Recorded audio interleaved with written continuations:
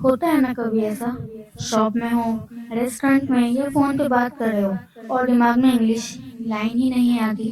Don't worry, आज की video में हम सीखेंगे English for daily situation, simple, easy और रियल लाइफ में यूज़ होने वाले sentences. Hey everyone, welcome back to day number 33 of our 90 days English challenge. अब चाहे शॉपिंग करनी हो, इंग्लिश में बात करनी हो, क्लास में बात करनी हो या ऑफिस में इम्प्रेस करना हो, तुम इंग्लिश कॉन्फिडेंटली बोल पाओगे। So get ready, notebook ले लो because today's lesson will make your English sound natural and fluent. Day 33 English for daily situations. रोज के सिंपल सिचुएशंस में इंग्लिश बोलना सीखो, शॉपिंग से ऑफिस तक। आज हम प्रैक्टिस करेंगे रियल लाइफ सेंटेंसेस जो तुम्हें हर सिचुएशन में कॉन्फिडेंट बनाएंगे। बिना किसी देरी की वीडियो की शुरुआत करते हैं। You are watching learn design English, my name is Fatima. Let us get started. तो सबसे पहले हम बात कर लेते हैं शॉपिंग की। जब आप कोई दुकान पे होंगे तो आप क्या बोलोगे? एट दी शॉप की बात कर रहे हैं तो मान लीजिए शॉप में क्या होता है, ड्रेसेस होते हैं, ठीक है। तो ड्रेसेस में आप पूछते हो दुकानदार से कि ये कितने का है, तो क्या बोलोगे इंग्लिश में?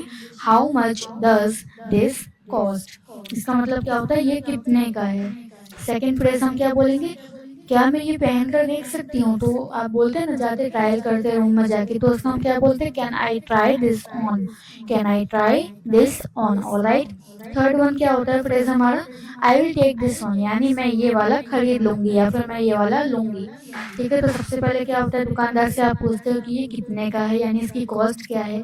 उसके बाद आप उसका ट्रायल करते हो, तो उसके लिए आप यूज करते हो can I try this on. और थर्ड आप कहते हो कि मैं ये ले लूंगी, तो कहते हैं phrase I will take this one, all right. तो ये तो कि हमने दुकान की बात। अब रेस्टोरेंट की बात कर लेते हैं।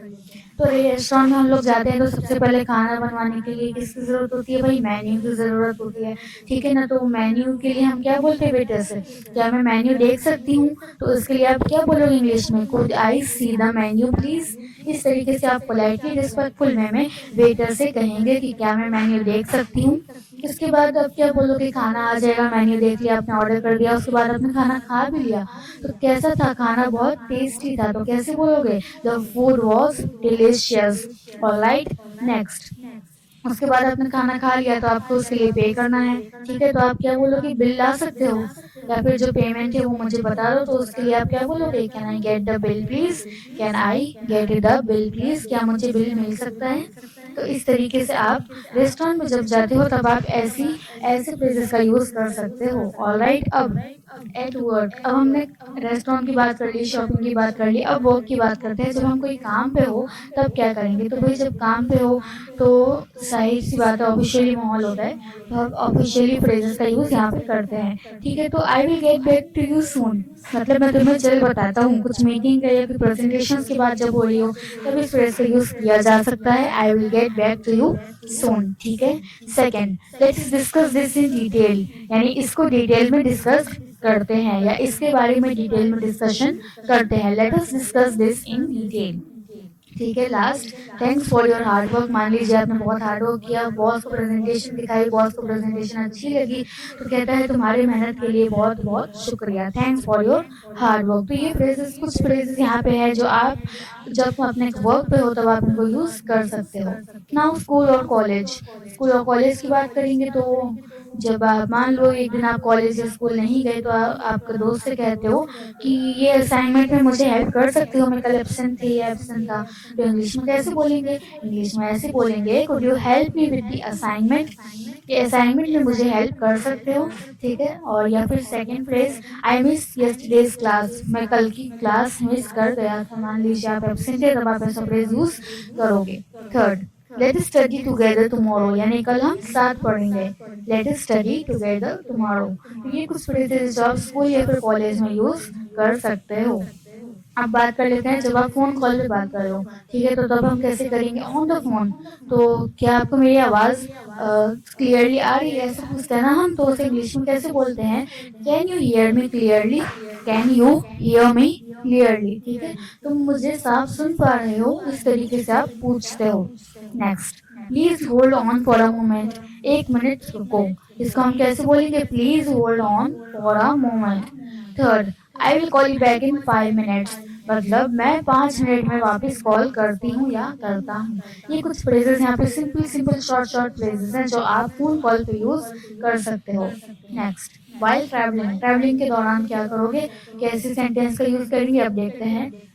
So what time does the bus leave, मतलब बस कितने बजे जाती है। What time does the bus leave, बस कौन से समय पर जाती है। Second, is this seat taken, मान लो आप बस में जा रहे हो, इनकाउंटर से पूछते हो कि ये सीट किसकी किसी की है क्या, या यहाँ पे किसी की ऑलरेडी सीट बुक है क्या, यहाँ पे कोई बैठेगा क्या, इस तरीके से आप उससे पूछ रहे हो।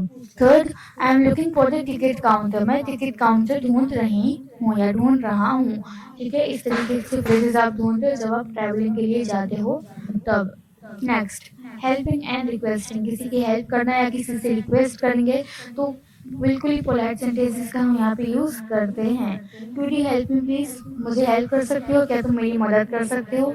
बिल्कुल ही सिंपल और पोलाइट वे है किसी से भी हेल्प या रिक्वेस्ट मांगने का। Second, would you mind opening the window, खिड़की खोल सकते हो क्या। ठीक है, इस तरीके से आप पोलाइटली उनसे पूछ रहे हो, सॉरी उनको बता रहे हो, उनसे रिक्वेस्ट कर रहे हो। Third, thanks for your help, तुम्हारी मदद के लिए शुक्रिया। ऑलराइट, तो ये जब आप किसी से हेल्प लेते हो या किसी से रिक्वेस्ट करते हो तब ये फ्रेजेस का यूज आप कर सकते हो। प्रैक्टिस टास्क है आपके लिए, चैलेंज को एक्सेप्ट करो।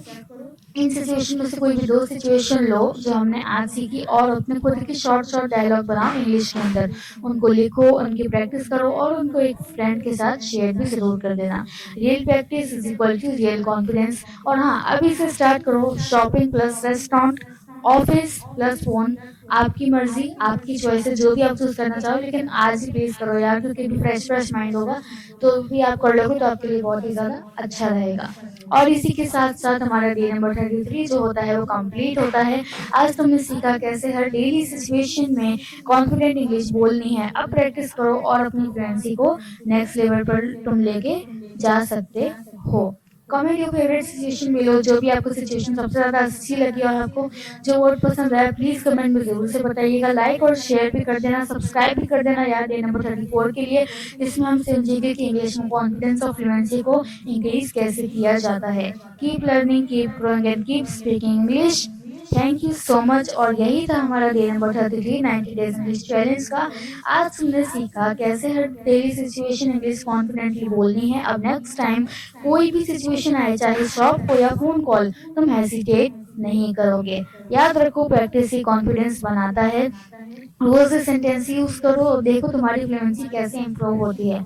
और अगर वीडियो पसंद आया तो लाइक कमेंट एंड शेयर करना मत भूलना और सब्सक्राइब जरूर करो day number 34 English for confidence and fluency. Till then take care and bye bye.